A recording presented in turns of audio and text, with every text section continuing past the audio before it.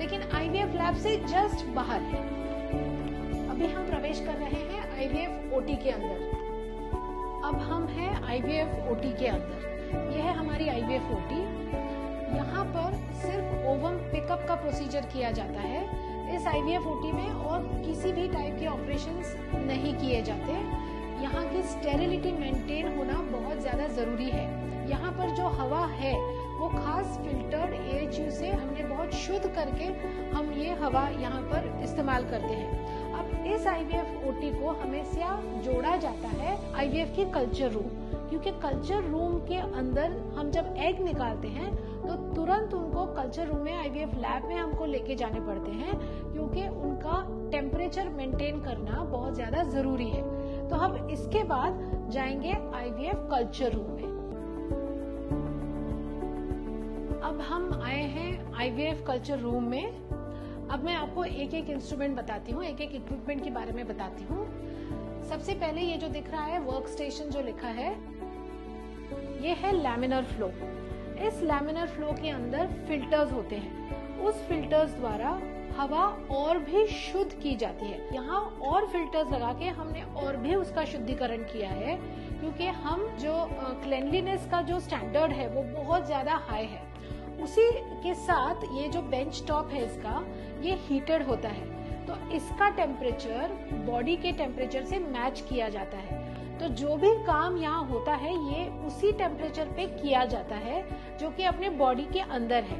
अब ये माइक्रोस्कोप जो आपको दिख रहा है इसको कहते हैं स्टीरियोजूम माइक्रोस्कोप। इस स्टीरियोजूम माइक्रोस्कोप का इस्तेमाल ज्यादातर के हम जब एम्ब्रियो फ्रीजिंग, एम्ब्रियो थॉइंग करते हैं तब ज्यादा इसका इस्तेमाल किया जाता है। अब मैं आपको दिखाती हूँ सबसे इम्पोर्टेंट मशीन के बारे में। ये जो मशीन आपको दिख रहा है इसको कहते हैं माइक्रो मैनिपुलेटर। माइक्रो मैनिपुलेटर, उसमें एक माइक्रोस्कोप भी होता है, और उस मशीन से हम इंट्रासाइटोप्लाज्मिक स्पर्म इंजेक्शन नाम का प्रोसीजर करते हैं, ICSI जिसे हम कहते हैं। तो उसमें एग के अंदर जो स्पर्म छोड़ने का काम है ये प्रोसीजर इस मशीन में होता है।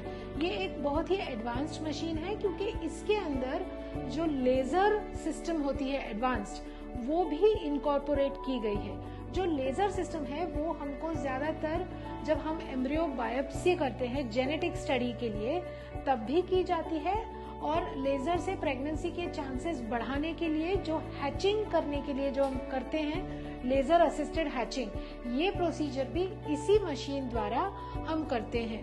अब जब से ये मशीन हम यूज करने लगे, बहुत अभी इसको साल हो गए, लेकिन उसके वजह से जो प्रेगनेंसी रेट्स हैं उनका सुधार बहुत ज्यादा आया है बिकॉज ऑफ ICSI प्रोसीजर। अब मैं आपको दिखा रही हूँ इंक्यूबेटर, जिसको हम कहते हैं heart of the IVF lab. ये जो इंक्यूबेटर, इसको बेंच टॉप इंक्यूबेटर कहा जाता है। ये एक बहुत एडवांस तरीके का इंक्यूबेटर है। इसके अंदर जो टेम्परेचर है, ऑक्सीजन है, कार्बन डाइऑक्साइड है, वो एग्जैक्टली अपने बॉडी से मैच किया जाता है। इसके ऊपर लेबल किया जाता है, पेशेंट का नाम पूरी तरह से यहाँ लिखा जाता है, और ये जो कंपार्टमेंट है वो एक पेशेंट के लिए यूज किया जाता है। इसके अंदर हम डिश रखते हैं जिसमें होते हैं एम्ब्रियोज। तो जो हम 5 दिन एम्ब्रियोज ग्रो करते हैं वो इस इंक्यूबेटर के अंदर ग्रो होते हैं, और इंक्यूबेटर में उनको best environment, best culture system provide की जाती है ताकि बेस्ट तरीके से एम्ब्रियोज ग्रो करें। तो ये है हमारा बेंच टॉप इंक्यूबेटर। इसे कहते हैं बॉक्स इंक्यूबेटर। तो इसमें कंपार्टमेंट्स होते हैं, और इसके अंदर भी जैसे उस इंक्यूबेटर में हमने बताया था वैसे ही इसके अंदर भी हम ऑक्सीजन, कार्बन डाइऑक्साइड और टेम्परेचर बहुत ही ज्यादा कंट्रोल किया जाता है, जिसका हमको यहाँ पे रीडिंग भी आता है।